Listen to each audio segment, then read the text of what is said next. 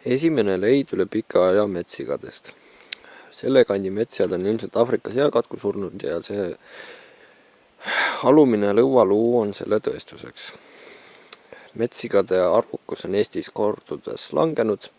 Ainuke koht, kus veel Aafrika seakatku ei leidu, on Hiiumaa ja näituseks Saaremaal on, aga Muhumaal ei ole. Saaremaal ilmselt jõudis seakatk tänu inimabiga, aga täpselt veel ei olda 100% selles kindel ega ilmselt saadagi kunagi teada.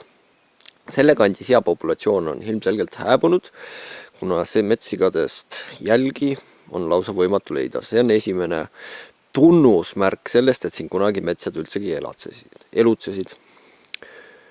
Aga eks näeme, mis see Aafrika seakatk metsja populatsiooniga üldsegi teeb ja mis mõju avaldab see üldsegi Eestimaa kultuurile ja jahindusele aga kõik see on väga pikaajaline protsess ja isegi pole täpselt teada, mis tulemused Aafrika seakatkul lõpuks Eestile on.